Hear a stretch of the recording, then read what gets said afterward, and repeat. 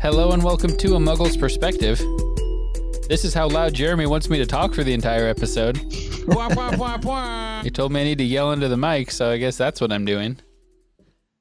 I'm here. Andy Samberg's character on Parks and Rec. Yeah. I always forget his name, but that's all I can think about. That voice you hear there on the other line, that is Braden, our resident Muggle. Howdy. Braden, how you doing? Doing pretty well, man. Whoa, there goes the pop filter. Pop filter. Doing good. We're hanging in there. It's no longer 2020, right? Nope. So you can't say that anymore. This is our first 21 pod, right? Oh yeah, this is our first pod in a while. Yeah. The holidays slowed stuff down, that's for sure. Well, we're not on any kind of timetable. You know, I'm good. I'm doing fine. Settling in, figuring out what I'm doing at the job. So there you go. Getting the house put together. Couple Ant boys in some new houses. Just a couple of A&P boys with some new cribs with a Z. How is Cooper liking the great outdoors, to which he now has access? He loves it. He loves that he has 2 acres to just try and find the bottom of with his paws. They're just holes. Like, my backyard looks like Vietnam. Yeah. Like, there's just holes everywhere. How do you train that out of a dog? You don't. And if there are anyone who's listening who's like, oh, nope, this is what you do. I've done it and it works. Please contact me in any Morse code, however you need to do it. Like, I need help. You're not going to convince me that Chad has never trained a dog to not dig holes. I feel like Chad is probably one of those guys that just has a presence with animals that, like, yeah, he makes certain noises and they just stop and listen. Yeah. Like, oh, this is my master. I'm just meeting him, but this is my master. So the solution is that you need to be more Chadly. Yeah, I find that to be the answer to a lot of questions that I have in my life. So, I mean. Well, that transitions us right into, yeah. We'll try that again. Is he, but yeah, no. Well, how? Cooper loves the outdoors. He loves running. He loves digging. He loves popping up out of nowhere with his head in all the windows around the first floor of the house and just scaring the bejesus out of you. Mm-hmm. Yeah. He also, he's developed this habit. We don't really want him sleeping in our bed. He, however, feels pretty differently. Yeah. And so he inevitably, it's so weird. He won't sleep on my side, but he has to be like on top of Hannah's legs somehow. Yeah. It's like, it's a thing for him. That's how he sleeps. And Hannah's not been thrilled. Well, her feet aren't going to get cold.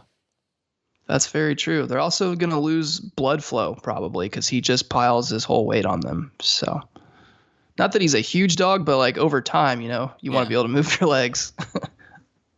So if I was like, Hannah, in your professional opinion, how long would it take to have a 30-pound dog laying on your legs before you like lost them, before like your legs would fall off? She'd be like, Rogge, it depends. I can't.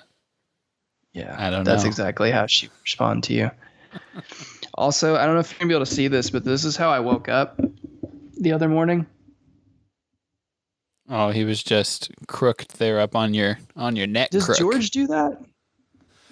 George, his thing, especially with Rachel, is that when she like starts to stir and act like she's going to get up out of bed, he'll be like, no, and then just get more on top of her to like try to lock her in.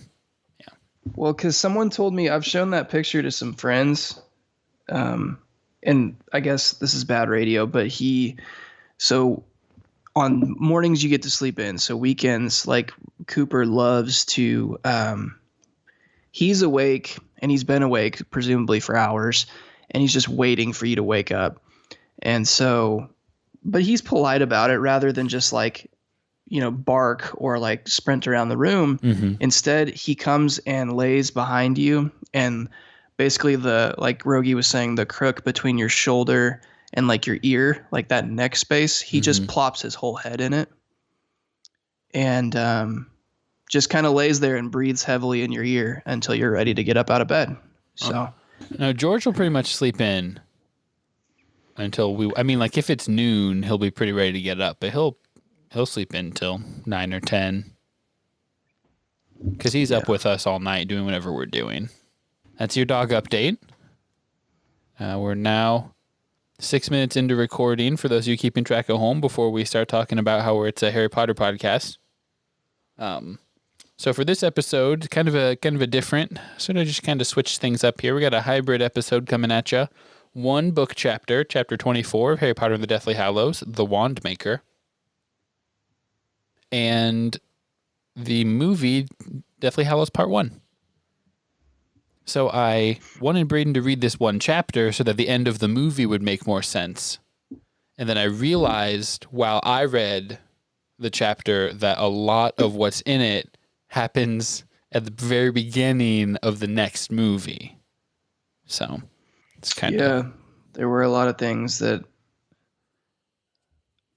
So I went back and read the chapter again today. Because I listened to the chapter like early last week, which was not a great decision. And then I watched the movie.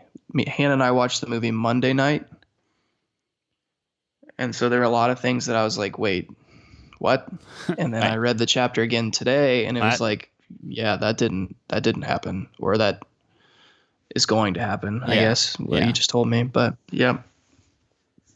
But I really liked the movie. That's probably it didn't have any Gary Oldman, but probably my favorite. No, I agree. It's definitely up there for me with the third one. And then kind of the fourth one, but that's more for campiness, like making fun of it, with parts of it. Sure. There's quibbles that I have with it, but it does a pretty good job, I think, of sticking to the feel of what the book is trying to do. It's not like it hits everything beat for beat. You got to cut some stuff out. It's a big book. But the vibe of like trekking through the forest and the isolation that they're feeling.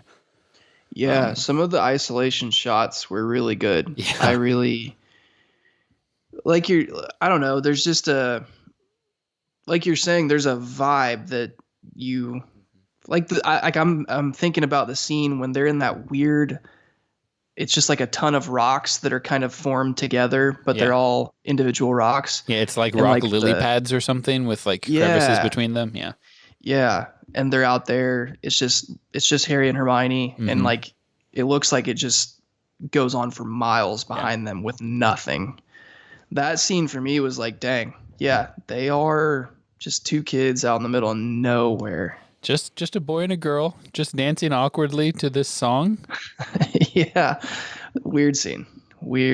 Yeah, well, I mean, I might as well just, come out and ask you the most important question of the book. Did you think that they were going to kiss? I did. I really did. And I was going to be angry. Because I could feel it welling up inside of me. Because it didn't happen in the book.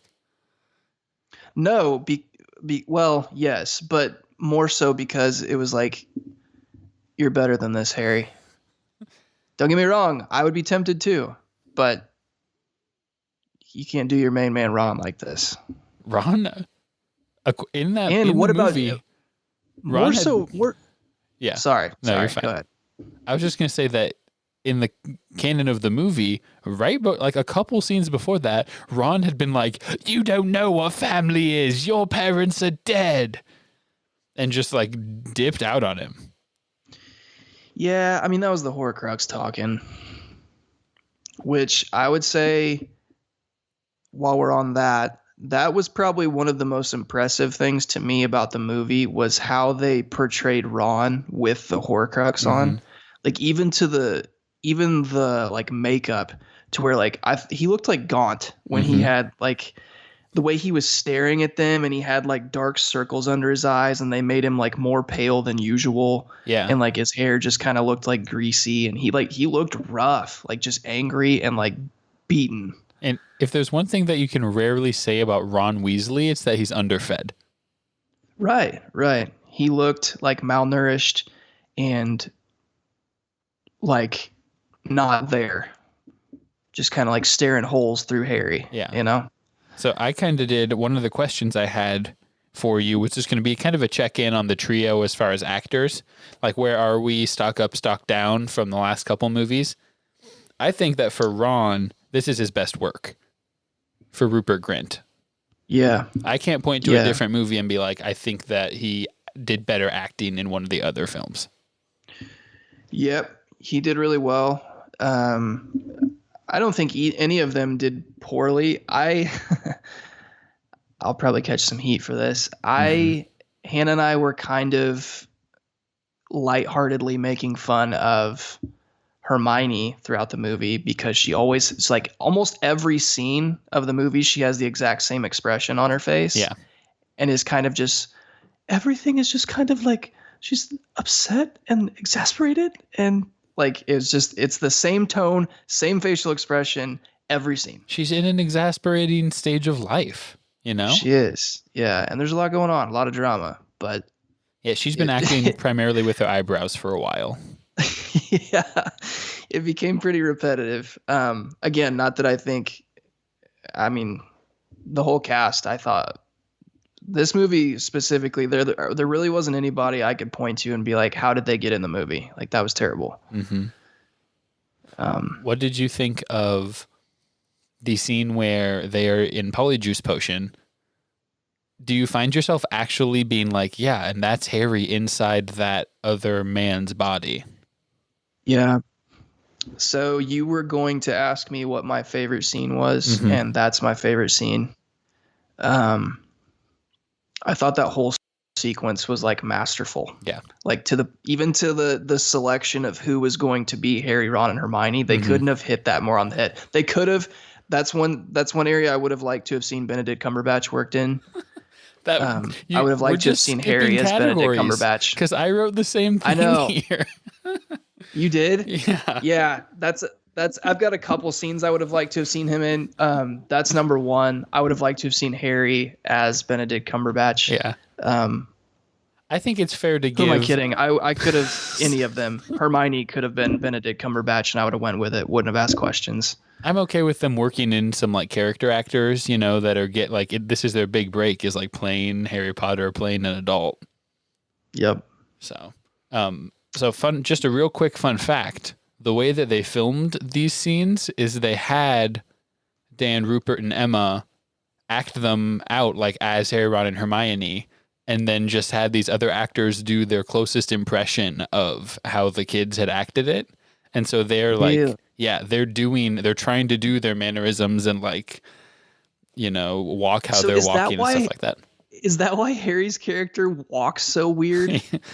Yeah, because I mean, I'm sure Dan was acting it like, okay, I'm Harry here. I'm nervous. You know, I'm Harry Potter in the Ministry. Like everyone's eyes are on me, even though they're really not. Like, and then Ron like forgetting everyone's name and just not knowing what's going on. Yeah, they had them acted out and then like studied their tape of it, and I'm sure they were directed along with it too. But that's what makes it really cool for me is you can see like, okay, that makes sense. Yeah, definitely. Yeah, I thought that whole scene was done so well. Like even from the beginning on how they like knock the guys out and drag them into that weird like hallway. Yeah, they knock them out. They knock out the lady just in the middle of the street. Like you can see other people walking behind. Yeah. Yeah. I don't know. Tying his shoe? What is that? Right. Yeah, that was hilarious. Like Ron just kind of awkwardly walks ahead a few paces and then just bends over to tie his shoe as if that's some sort of distraction. I've never understood it. Maybe it's a British thing. I remember watching that and audibly looking at Hannah and just audibly saying, "What? Like, why did he just tie his shoe right there?" Yeah. Yeah. No, yeah, I don't understand that.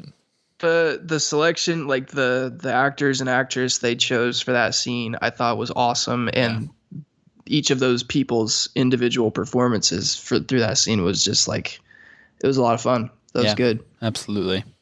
Ron kissing his wife and then like shrinking as they're kissing. I think that's a good shot. Yeah. Yeah, and the CGI as the potion wears off in like what would they call that? The court chamber or whatever. Yeah. That was really well done. Mm-hmm. That was his face like eerie. bubbling. Yeah. Yeah. Yeah. The polyjuice really the potion effects has throughout the improved. whole movie was great. Mm-hmm. Yes, polyjuice. Yeah. Yeah. But I'm even thinking of like when Hermione hits Harry at the end with that spell to make his face look disfigured. Like that was weird. Really well done. Mm-hmm. Yeah, definitely. I didn't even think about the CGI. It's a beautiful movie. Like it's not the most colorful, but because they're but none of them are. A lot of the traveling. Well, the first couple are, but they're not in Hogwarts with like the 4 different school colors, and they're traveling through the British countryside and like up into Scotland. I'm pretty sure in the fall and winter, and so it's fair that it's bleak, but I mean it's just these gorgeous scenes a lot of the time. Yeah. So I'll just kind of run down some of my other categories I had here, and you can give yours, and I can give my answer to some of these. I don't know how much when you're watching a movie like that, you're thinking, oh, that's different from the book. That's different from the book. Because you're on your first read through of the first half of the book. But I didn't know if there were any changes that stuck out to you as being particularly taking away from the film, or that were even like good changes. Best worst change from what happens in the book.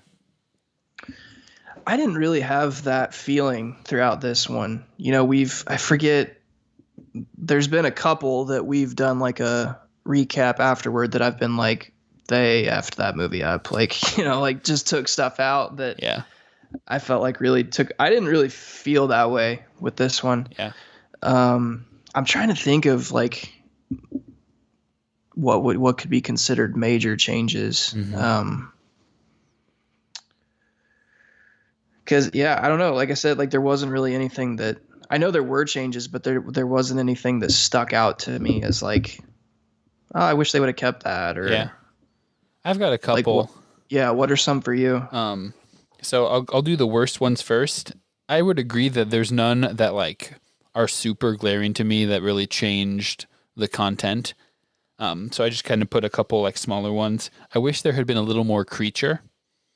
In the book, there's a whole chapter about him explaining his connection to Regulus, and then you get the redemption where he's like really good friends with Harry, Ron, and Hermione there. You just get one scene where he's like, I was watching, and then like... And then he apparates or whatever. I think you really do miss... I mean, it depends how much you care about the Regulus kind of redemption arc storyline thing, but you really don't get just about any of that. Yeah, you're right. That is a big one, actually. I mean, that not that it took away from the story, but I would have liked to have seen some kind of quick, like, daydream of Regulus, acting this stuff out. Yeah. And then, to see some kind of relationship or redemption formed between Creature and them would have been... I don't think that would have had... You wouldn't have had to add a lot of time and effort to bring that back into the movie, but... Well, I think what happens is that in that scene, they bring Dobby in, which does not happen in the book. And that's fine, but once you get to the end, you're like, oh, they just did it to remind us who Dobby is. Because Dobby's been showing up in the books consistently. He shows up again in the 4th one. He shows up again... I guess there's a lot of it is in the 4th one, but like you see Dobby throughout, and in the movies, they've just been ignoring him. Right. So they were like, oh, shoot, if we're going to make his death meaningful, we need to bring him back in. So that cut into the Creature time, I think, which, like, I get. Yeah, that's a change that I'm not upset with. Yeah. Like, would have liked to have seen more Creature, but I totally agree. Yeah, it's understandable. You have to set up the emotional ending with that. Yeah. The other thing was the scene where they listened to Potter Watch, and then also kind of the scene where they use the extendable ears to listen to like Dean and Ted Tonks and Dirk Cresswell and the Goblins. they just took all that out and they were like, how about instead of learning all this information, Hermione just thinks, oh, goblin sword basilisk venom.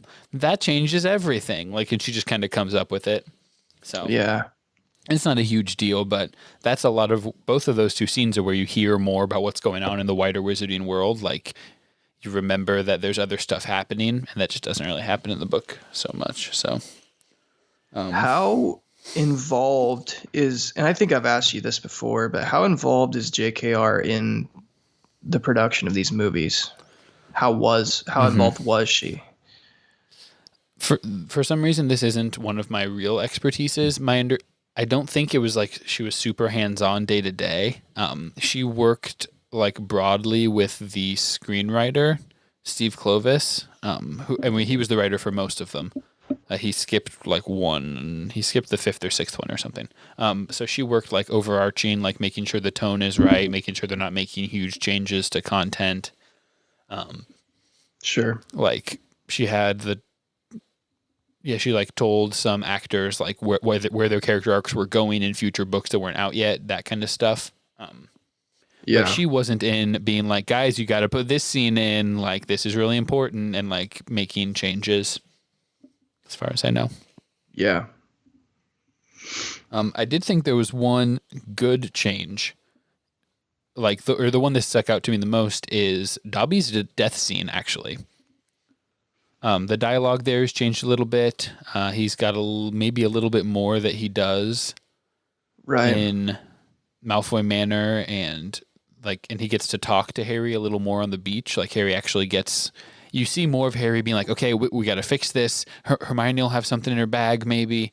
And I think it does a better job of making it feel important, making, the viewer sad about like, oh, shoot, like this little guy was ride or die for Harry.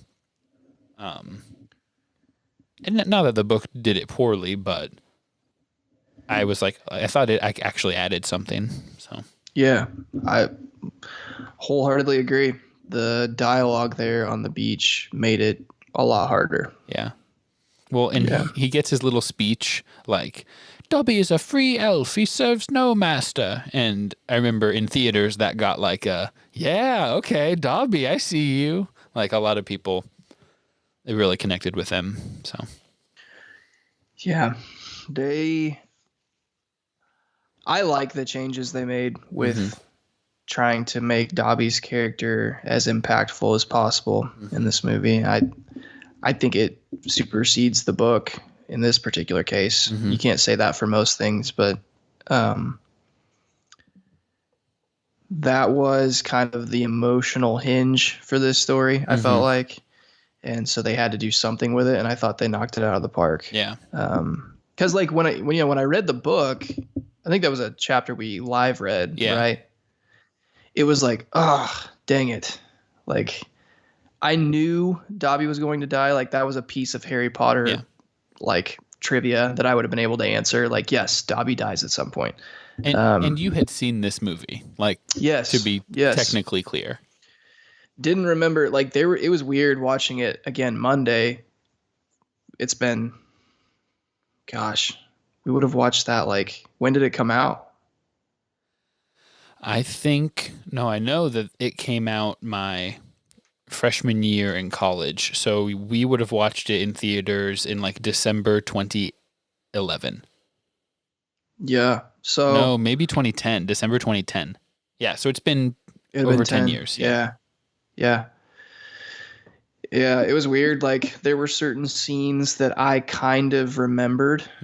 Like a lot of the last scenes like in the woods, like the darker scenes in the woods, I remembered. But outside of that, it was like I was watching a movie I had never seen before. Yeah. I don't really remember where I was going with that, but no, that's fine. Yeah. Just off the top of my head, other changes. Harry wasn't in Polyjuice at the wedding. No Victor Crumb at the wedding. They still get into some of the Dumbledore backstory, anti-Muriel stuff. The beginning is pretty different. You don't have like Harry talking to the Dursleys. I didn't know how much you missed that. I don't know. I felt like I don't mean to beat a dead horse here, but like everything they left out or changed Yeah. was stuff that like I don't know, to me wasn't entirely necessary. Yeah. Apart from maybe the creature thing we talked about. What And even about that, like you don't have to call it necessary. So I guess a lot of the stuff it was like you would notice that it was different and it was like, okay, that's good with me. That makes sense. you're Like still getting the meat of the story? yeah, and I almost feel like in some circumstances it helped. Like sometimes I think in the book you can get bogged down in the weeds with just like dialogue that's not, it's not that it's useless or it's a part of the story, but it's like okay, like we get it, we can keep moving. Just juggling a lot of storylines sometimes. Yeah, and so this was the first movie that I felt like brought all that together and streamlined it in a way that wasn't like, whoa, you can't just leave that out, or didn't raise like big empty question marks that were frustrating. Yeah, well, and this is one of the first, this might be the first example of a movie that is not really supposed to be a mystery film. Yeah. Like all the first 6 books are not whodunits, but they're mysteries. It's something's happening, we need to figure things out. Harry and Ron and Hermione are looking for clues. There's twists, and this is the first half of a book that's being put to film, and so there's no, you're not expecting things to like hit a certain peak and then resolve. It's more just like action, like this set action piece and this action set piece and then this one, and you're just like moving through it. Yeah. I remember when they were filming it and when it was coming out, they were talking about it as almost like a road film, like a road trip. Yeah. It definitely has. I mean, that makes sense. That's a good description. Yeah. Let's see. So yeah, I guess going back just a little bit to the trio's acting, I said it was Ron's best work. Hermione, I thought it was pretty much the same as what she's been doing. I do think she does a good job in that scene where she's being tortured by Bellatrix. Yeah. I think both of them are really acting Yeah. in a way that's I'm pretty glad you successful. pointed that out. Yeah. Both you're spot on with that. Both of those were like, I mean, Hermione's like screams. Yeah. And like her kind of like cry pleading of like, I don't know, get off me, like that was very authentic. And Helena Bonham Carter's, she's just good at being evil in movies. She's just good at it. What you hear is that they filmed some takes of that scene that were like multiple levels more intense. Really? And yeah, because like Helena Bonham Carter just really ratcheted it up, and then you're able to bring it down to like where the director kind of wanted it more, and where it was going to be sort of more appropriate, but just to get him in the right mindset, kind of thing. Wow. But it's like legendary, and I think Emma talks about like that being kind of a big thing for her as an actress, is like getting to see like how to take things to those kinds of extremes, and it was kind of a step for her. Big learning. She got to like learn from Helena Bonham Carter. Yeah. That's cool. And I said, Harry, no, go on. Is that go ahead. footage available? I've never seen it. I think it's more, it's Deleted like scenes. It's like they've talked about how it happened, but it's not something that, it could be. They still somehow are putting out clips of The Office that no one has ever seen before. Right. Have you seen this like on Twitter and stuff? With all the peacock. So I mean, anything's possible. What I said for Harry is that he hasn't improved at all since book 4, except for that scene in book 6 where he was high, and he's that was classic. Yeah, that was a good one. So. Yeah. Anyway, I know before we've talked about kind of the pacing of the movies and the script. We don't have to dwell on this too long. It seems like you think that it was more successful than the last couple have been from that perspective. I do. Yeah. I didn't really have complaints with this movie. I felt like most of the other ones we've been able to kind of pick them apart from like a critic perspective, but I don't know that there's a ton I would have changed with this. It's been my favorite, I think. Yeah, there were a couple, as I was rewatching it, a couple scenes that go on for a while that don't have any plot points. Like some of the snatcher stuff. The scene where Hermione's like standing really still and my guy is like smelling for her Mm-hmm. in the woods. It's like a 2-minute scene. That did And drag on. yeah, maybe it helps for the vibe, but you could get in, a little bit of Regulus or some other kind of flashback. I mean, like if you were to cut, like I could see a couple places, but like you said, no big complaints. What from the perspective of a non-reader? So I guess you watched it with Hannah. Mm-hmm. How much sense did this movie make to Hannah? To the extent that she was trying to pay attention to it and follow along with what was going on. Yeah, it had her attention. I would say as much as it did mine. Like she was pretty engaged. I think she had enough background to know characters for the most part. She probably didn't know who like Bellatrix was or Greyback or anything like that. But she can tell like good guy, bad guy kind of thing. Oh yeah, yeah, yep. And so I would say this is probably, and you can kind of correct me. I don't remember every detail of every movie we've watched, but I feel like this is probably one of the better ones in terms of like like somebody who wouldn't know anything about Harry Potter could probably jump in, and which is crazy to say now because I would have said like when we watched it back in 2010 that I had zero idea of what was going on. Yeah. So maybe not like a complete muggle per se would understand what's going on, but if you have any idea of who like Harry Potter is, Hermione, Ron, like the generic story of like he has to defeat Voldemort and Voldemort's got to kill him, like you can follow, Yeah. I think it goes back to what we sort of said about being different from the other ones. Like it's not a mystery novel with dialogue and twists and like who's good and who's bad. You're like, oh yeah, it's Harry. He's on the run from the bad guy. He's got to do the stuff. He's got to find the things so he can do the good stuff. Like it doesn't. Yeah. And then you can just like watch it happen more so than. I mean, how many scenes have we seen of like Harry, Ron, and Hermione are walking through the hallway and they're like, I'm just not sure. Like, I don't want to break those rules in order to spy on Draco and see what he's really up to. Like, and you're like, okay, wait, they're spying. How old are they? What's their curfew? They've got an invisibility cloak that they never use anymore.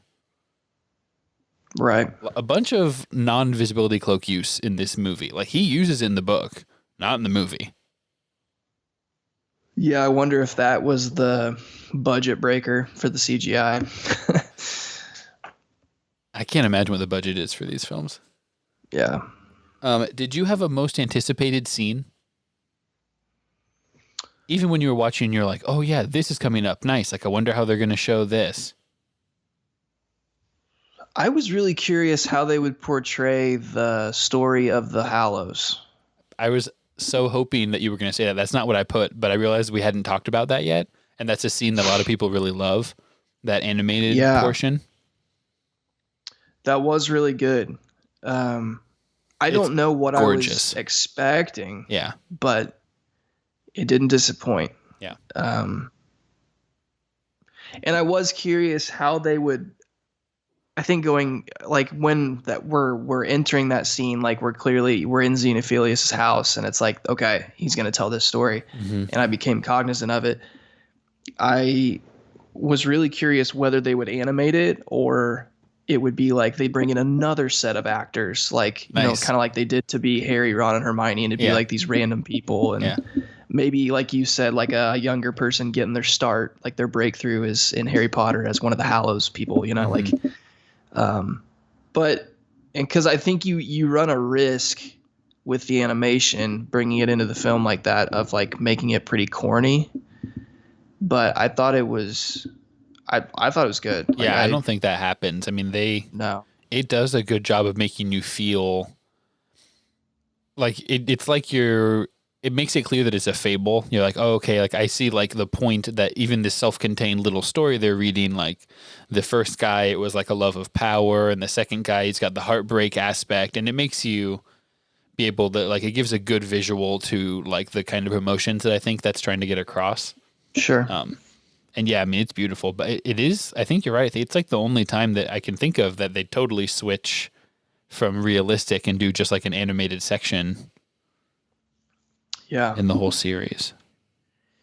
Yeah, I think even though like while being animated, the use of like colors in that and light versus dark, it helped me understand that piece of the story better. In a way like that the you wouldn't have visual for expected. that. Yeah. Yeah, exactly. Like I would have told you I understood the story after reading it, like what the Deathly Hallows are, but that added a level of, I mean, I'm a kind of a visual person anyways, but like adding that to it was like, oh, okay. Like now it helped me start applying that to like, okay, how do I think that's going to flesh itself out in the rest of the book? Yeah. Like I was talking to Hannah afterwards, like, okay, so Voldemort's the guy who wanted the Elder Wand, and now he's got it. Yeah. So how does he get his throat slit? You know, like that's kind of where we were going with the conversation. So yeah, like the analogs, because like clearly you can put Harry in as the cloak dude. He has the cloak. Exactly. So yeah, exactly. Cool. My most anticipated scene was the Silver Doe scene, where Harry has to jump into the little pond and Ron saves him. And honestly, I think it works.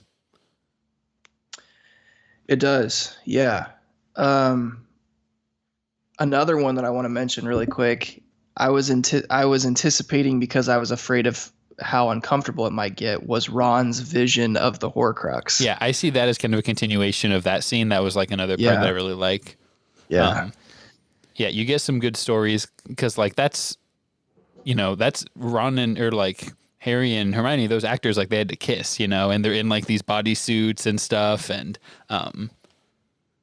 yeah, it's just fun and cool. And the same kind of thing, like gives you a good visual into like what Ron was thinking the whole time, and helps like explain where he was at mentally and kind of why he left, that kind of stuff. Yeah, there's so much about this book that was really aided for me with the visual. Like that's really similar to how I was viewing the Deathly Hallows part of the story. Like I would have told you I understood what Ron was feeling, but then being able to like see it through Ron's eyes and like try to put yourself in his shoes of like having to watch that right there, and just like knowing that that's what he has been inside him for the last however many like weeks that they've been wandering across, Europe together. It was like when he finally like stands up and like yells and like swings the sword, you were kind of wanting to do that too. So, and I think it makes it more explicit when you're watching it. You're like, a lot of this is about him thinking that Harry and Hermione are like going to get together, and it's like 17-year-old boy heartache kind of thing, taken to the extreme. Whereas when you're reading it, like it doesn't like leap off the page like that. That's like the beating heart of like what's really tearing him apart. So I think it does a good job with that. Yeah. This brings me to my last category, highly anticipated category, right? The only one that Braden suggested, and it's, how could Benedict Cumberbatch have been inserted in this movie and would have made it better? Gosh, do we have time to get into all the ways that this could? Well, we already mentioned the big one. It would have been fun to see him as adult, like surrogate Harry, in the infiltration of the Ministry. I don't know if we've said this before. I think he could have killed it as Greyback. Oh, interesting. I feel like Greyback's got to be a little huskier. Well, I would have said that too, interpretation. But he wasn't. Yeah. He was like character from Beauty and the Beast guy in this movie. Like the like puffy ponytail in the back, like it was kind of an interesting take on that character. Yeah, he's weird looking. And I wouldn't have like before watching this movie, I wouldn't have put Benedict Cumberbatch in that like category. It was after seeing who they chose for Greyback in this Mm-hmm. movie that I was like, oh, Benedict could do that. No reason he couldn't. Um, trying to think of some other ones here. I had a couple small ones. Polyjuice was the first one I put. I think it would have been kind of fun if he was young Grindelwald. Like Stealing the yeah, wand in and Harry's everything. memories, and then it's like him like waving at you from the cover of that book, and like those couple pictures that you see of him. Yeah. Um, Yeah. and so it's not as much Benedict Cumberbatch as you want, but it's fun to be like, oh, there's another little glimpse of him. And Yeah. it's like there's Benedict Yeah. Cumberbatch like glowering at you from that picture where Harry's like, Snake Woman, hasha, hasha, and she's like, oh gosh, Benedict Cumberbatch, hasha. You know, I think that could have been cool. Yeah. Yeah. That's a good one. I also think combining two of our like things that we brought up, I guess, issues. If there had been a Regulus Black flashback, I think there's no reason he couldn't have been Gary Oldman's, younger brother. That would almost be too much. That would just Sirius that'd be wouldn't have been overwhelming. in it, but if there had been a scene where he had like, he's in the boat and it's like gliding across and creatures next to him, and you're like, oh, I could see him like canonically being Sirius's younger brother. And, That would be awesome. yeah. That may have been the best option. Yeah. If we could have had a cool like flashback with him as Regulus, that could have been very neat. You see like two pictures of him in Regulus's room, like on the Quidditch team and stuff. Yeah. It could have been cool to even like if you just want to speak in like terms of cameos, like just little snippets of Benedict, and you're like, wait, was that Benedict Cumberbatch? The opening, the 8 Harrys or whatever, Yeah. or however many there are, the scene where it's all the Harrys, It's a like bunch of Harrys. if one of the Death Eaters that like flies by would have been like Benedict Cumberbatch, that'd have been an expensive like extra, but also I don't know how famous he was at this time. Was he in mid Sherlock and during this, or I'd have to look it up. I don't know how to use this Mac of Jeremy's. no, not worth it. Yeah, but you're right. Yeah, that could be good because you want to say any male character that's new. Well, we could have just put in Benedict Cumberbatch. I don't think he works as Mundungus Fletcher. No, it's got to be a little greasy dude. Yeah, that one was interesting. The guy they chose. I don't have any problems with it. I don't think it was wrong. In my head, Mundungus Fletcher looks more like strung out. Like he's got like a nasty beard and like long hair and looks like he's just kind of been living on the streets. Yeah. Like that guy looked more like a seedy peddler or something. Yeah. Yeah, it does play into like a little more of a racial stereotype, I think. And especially like with the whole British thing, like it's different, than it is here. Like the immigration patterns and stuff like that, and maybe like a street vendor, just with like his outfits and stuff like that, I think. Yeah, I mean, maybe Bill Weasley. I could see him as being Bill Weasley. Yeah, he probably could have pulled that off. Yeah. Can you imagine him with like flaming red hair? I'm trying to right now. You take Robbie O'Gwyn and you combine him with Benedict Cumberbatch, and now you have Bill Weasley. The ultimate shuffler. Oh, wow. Benedict Cumberbatch playing, yeah. Come on. He has such long legs. He would kill it. I feel like he has a fragile face, though. Like he goes to block something. He would have to wear like the Alex mask. Yeah. So that's all I had for the movie specifically. A couple things I wanted to ask about the chapter before we get you out of here. Did you have anything else that you wanted to bring up? What'd you think about where it cut? Like where the movie finishes? Mm-hmm. Perfect. Yeah. That last scene is like really eerie and leaves you ready for the next one. Yeah. The only thing we didn't touch on, I guess we just did briefly, but I really enjoyed the Polyjuice scene with like Harry. It's a classic.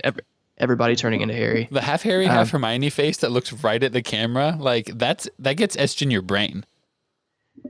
Yeah, and like the Fleur, like, don't Yeah. look at me, I'm hideous. Yeah. Like, you know. You get a lot of comedy out of those, Yeah. of Mad Eye being like, fair warning, tastes like goblin piss. And the twins like, oh, have you drank a lot of that, Mad Eye? You got a lot of experience with that? Yeah. So they really milk that scene for comedy. Yeah, they got their money's worth out of it. It was good.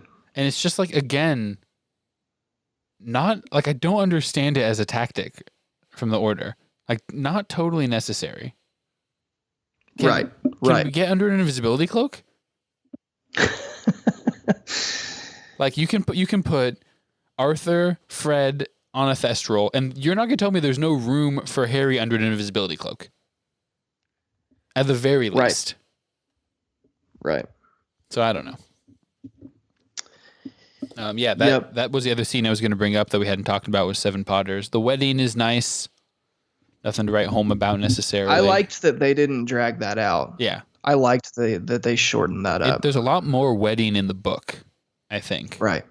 You don't get any of the, are we going back to school? Molly's mad about it.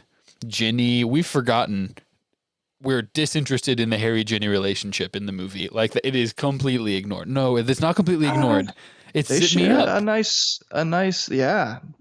Oh yeah, he zips her up. Yeah, and then they snog a little bit. Yeah, a little bit of snogging. Do you like that with George sticks his toothbrush in his ear and is just watching him? Morning. Yeah, that was awkward as all get out. Yeah, that's pretty good. So yeah, that's Harry Potter and the Deathly Hallows Part 1. I don't want to like spoil you on the next movie, and maybe you'll really like it. Personally, it's not exactly my jam. I prefer Part 1, but a lot of people do really like Part 2. So yeah, I'm sure there's a lot of pressure on Part 2. I don't know how the story ends, but I imagine there's a lot going on. Yeah, you got a lot of loose ends to wrap up at the very least. Right. Couple things just from the chapter, The Wand Maker. Not all of these are necessarily addressed in the book, in the movie as well, so I wanted to kind of hit on them.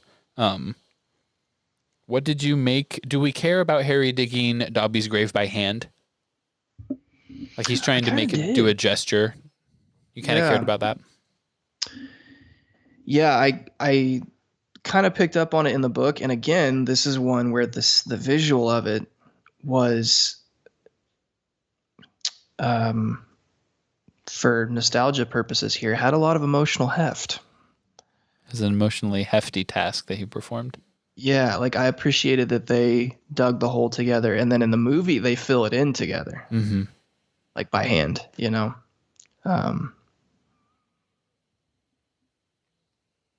The only thing that like, and this isn't directly tied to the digging of the grave, but it's in the book and in the movie, and it has a rightful place because it's Luna and it's supposed to be awkward. Yeah. But it kind of annoys me when she like, we should close his eyes, and then she's like, and now he's sleeping. Here he could be sleeping. In the movie, it comes too soon. It comes too soon, and you're right. That's what it is. I'm sorry. Can I get just a second? You just met this elf? That's exactly what it is. It didn't bother me like in the book like it did in the movie. When it happened in the movie, it annoyed me. And I couldn't figure out what it was, but that's exactly what it was. It was way too soon. I absolutely noticed it. Like we said, there's that snatcher scene of like him sniffing for Hermione, and it's like 2 minutes long. We couldn't cut any of that, so Harry could have just a second to hold him before Luna comes up. She's like, bro, gotta shut the eyes. Just shut him up. In the book, it's like, wow. It wasn't even while they're laying thing. him in. It's her explaining why she did it for you. Exactly. You didn't need to say that. Like, we all know why you do that when someone dies in a movie. It was he could be sleeping. Like her like poke at humor in that moment was like, hey, that's tasteless. Get out of here. Would it have been better or worse if she'd been like, you're going to want to put him down. His bowels are going to evacuate soon. Like, would that have been actually funny? That would have been worse. Yeah. I understand why it's written in the book because it's Luna, right? Like, you can't just have Luna show up and be like real serious and emotional because that's not her character. Yeah. But in the movie, yeah, you're spot on. It was just like, really, Luna, can you not right now? Yeah. Yeah, because in the book she gives like a little heartfelt sort of little speech over his grave as they lay him in, and that's when she closes his Right. eyes. And like Harry's like, okay, that was like good. That was it was meaningful to him, and she'd kind of said, the words for him that he couldn't say. So I think It it's was also more frustrating appropriate. as a viewer to watch Harry, like you were talking about, kind of like fumbling over himself. Like, okay, what we got to fix it. Like Hermione will have something that Mm-hmm. we can save him. And in that moment as the viewer, like it's creeping in and your heart's, kind of starting to break and you're Yeah. like, yeah, we can't save him. But to see Hermione just stand there and like just not even They respond. did not Like I try. would have liked to have, yeah, I would have liked to have seen her run over and like, Mm-hmm. Harry, I don't know what I can do. I don't have any, at least like share in the emotion. Instead, they're all just sitting there watching Harry hold. And maybe it's more of like let's give Harry this time with Dobby, Mm-hmm. because me running over there to try and fix it would give him false hope. Maybe that's the angle I need to see it, the lens I need to see it through. But as the viewer, and maybe it's probably on purpose, I was just sitting there thinking like Hermione, come on, like run over there, He's right. grab your bag. You got a bag of this stuff. Yeah, I know you packed medical supplies. Well, and in the book, I think it's more intentional about saying that she can barely walk. Like she's real broken down after this whole Bellatrix torture thing. So it's not as reasonable to expect her to just jump in. In the movie, she's kind of like there, Excuse me. just Yeah. hugging Ron. Right. Like I've seen people die from stab wounds in movies and TV shows. Like they didn't like try to compress the wound or like leave the knife in there and do any of the stuff. Yeah. It seems like magically. It honestly seemed like after Snape. Remember when Harry accidentally like put all those gashes in Draco, and Snape was like, "Rah," and just did his thing. He poured some Dittany on. Like we don't have any of that. Also on that same subject, their handling of Ron getting splinched Mm-hmm. was great. Yeah, That was really well done. like the thin skin stretched over it, but him like being in such a bad mood about it and Like almost kind of green. writhing, like Yeah. shaking, it was like Yeah. he did a great job acting that, and Yeah. like the visual of it was really good. But to come full circle now, also just really frustrating as a reader of this book in general. Like if we can fix that with magic, how can we not help Dobby? Yeah. Can I get a Does it healing not spell? work on elves? Oh, I guess I get that it was deeper. Like it was like it was a knife directly to the middle, and maybe it got an organ, and like there could be. You can maybe talk me through why even magically, like you wouldn't be able to do it, but I'm sure the process is accelerated with an elf that small, Yeah. right? Like the blood loss probably happens pretty Yeah. rapidly. But again, like you have magic, so I'd like to see an attempt. I'd like to see an attempt. Yeah. But So we kind of already talked about the other Dobby. In this, a lot of this chapter is Harry being like, Hallows or Horcruxes? Hallows, but also Horcruxes. And so he ends up choosing to talk to Griphook first. Was that the right choice for you? gosh, I don't know. I think so, because I think Harry's reasoning that like Dumbledore wants me to get the Horcruxes. He clearly didn't want me to have the Elder Wand. That logic makes sense to me. Okay. I think he made the right call in light of that. I don't disagree. There is part of me that thinks the Hallows thing was time sensitive. He knows Voldemort's on his way. The Horcrux thing is just him being like, hey, Griphook, can you help me break into this vault that I've decided there's a Horcrux in? Yeah, it's almost like go to the next level or go straight to kill like the boss of this map. So he just right? didn't want to do the confrontation thing yet with Voldemort. Yeah.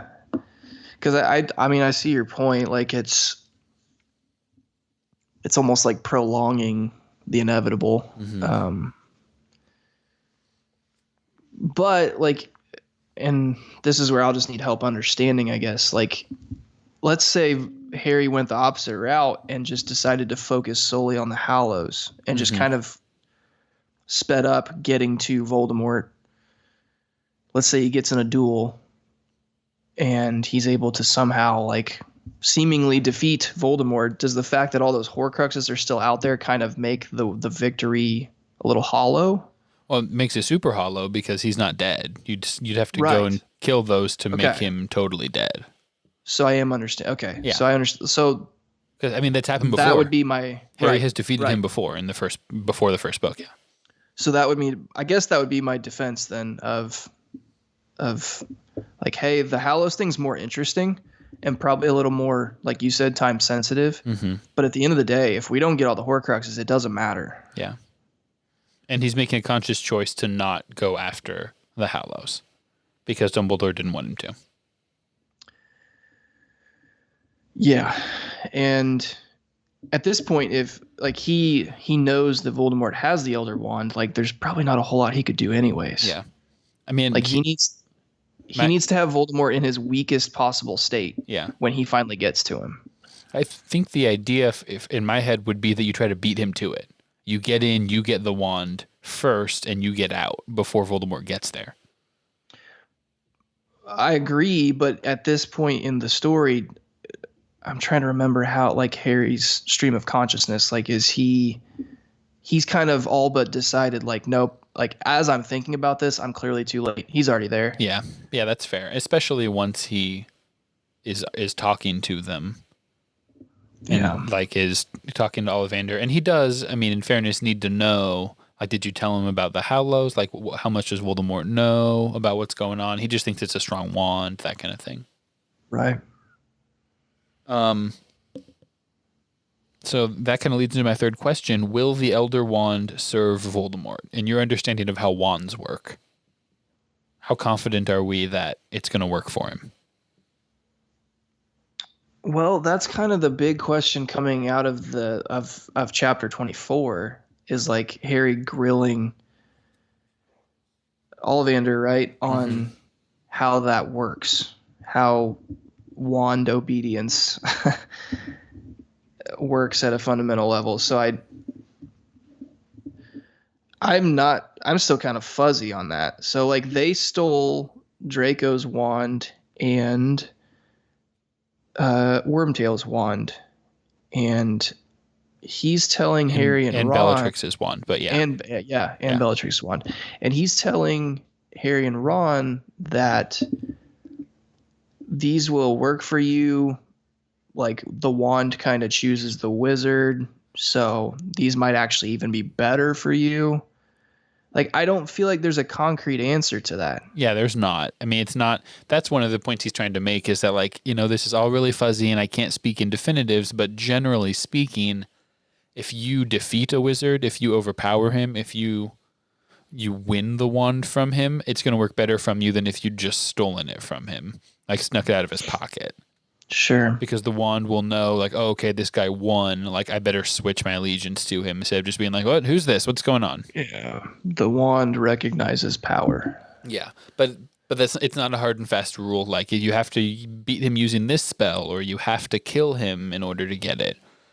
Sure. That is kind of what makes the Elder Wand its own sort of level of thing, is because historically the myth around it is that you do have to kill the possessor of it for it to be totally yours. And so for that reason, I would say Voldemort will probably have trouble with it because he didn't kill Dumbledore. Right. He didn't defeat Dumbledore. So spin zone, Harry kills Voldemort in the end, but Snape kills Harry. So in your mind, Snape is the true possessor of the wand because he's the one that killed Dumbledore. Yeah. So even though the wand is in Voldemort's hand, he's like, I know you didn't do it. I know who killed him. Yeah. Yeah, the best wand in the wizarding world is no dummy. Yeah. You know, like you would think that, like you said, there's no hard and fast rule, but if that rule is going to flesh itself out in any wand, it would have to be the Elder Wand. It's the one that historically travels via murder. Exactly. Yeah. Okay. So we see some Snape Because we haven't talked about Snape much in a while. I mean, they've been And I doing their think that's on Horcrux thing. purpose. Yeah. Yeah. I feel like as a reader trying to read between the lines here, I feel like we're being prepped for a big Snape re-entry at the end. You're getting rope-a-doped. There you go. Okay, I like that. That's good. I don't have a lot of do we cares. I mean, I could go all day on like, do we care about what the twins were wearing, and do we care about, Fleur's dress, or them ordering cappuccinos before they got attacked in that little coffee shop. But Coffee shop fight scene was cool. yeah, a lot of Love explosions. all the breaking of glass. Yeah. Do you like when a fight is happening and someone right there doesn't realize it's happening? Is that a trope that you like? Yes. Okay. That's fun. You get a good one.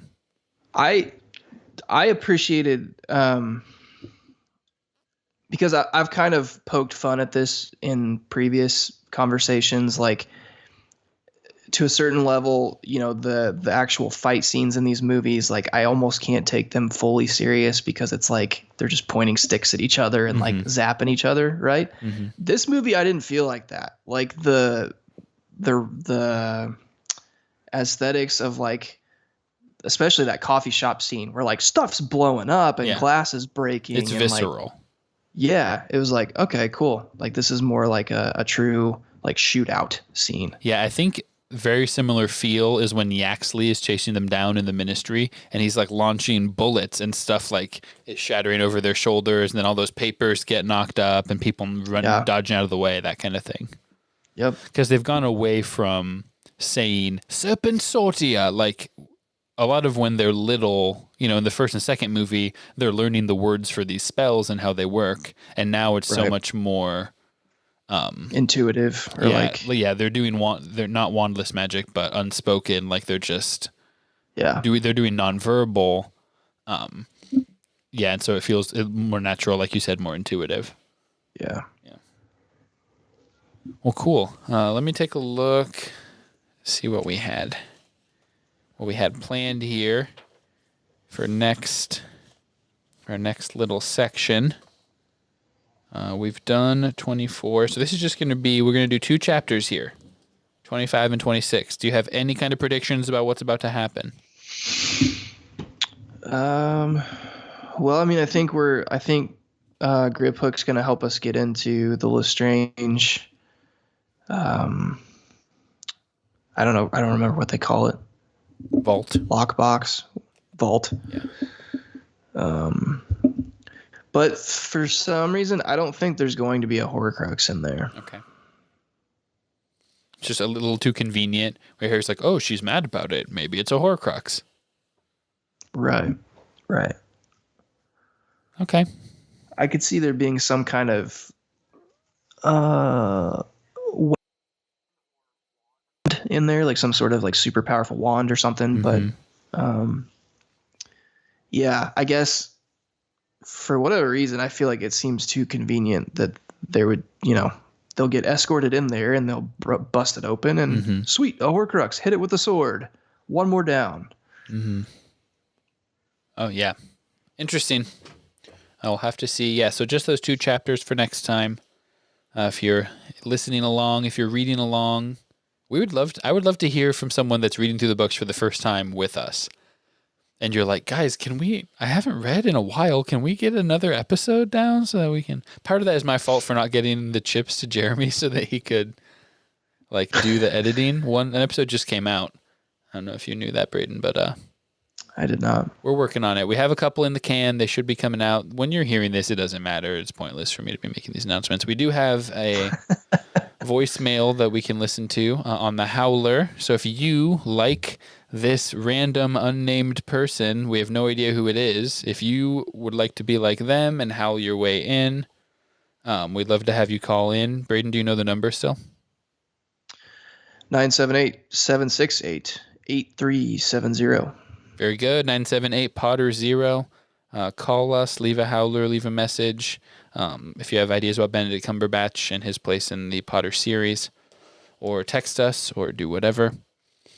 We'd love to hear from you. So that's where we are. Like us on Facebook and Instagram. Not that we have been super active there lately, but we'd love for you to kickstart the activity. You'll be hearing more from us in the near future as we are starting to wind down here on the Deathly Hallows. Anyone to shout out here, Braden? Any beeves? No real beeves on this one. No. You liked the movie? I liked it. Yeah. I thought it was good. Yeah. That's good. I'm glad you liked it. Shout out Hannah for watching it with you. She did. Nice little Monday night movie. Yeah. Some MLK Day movie watching. There you go. Yeah. Yep.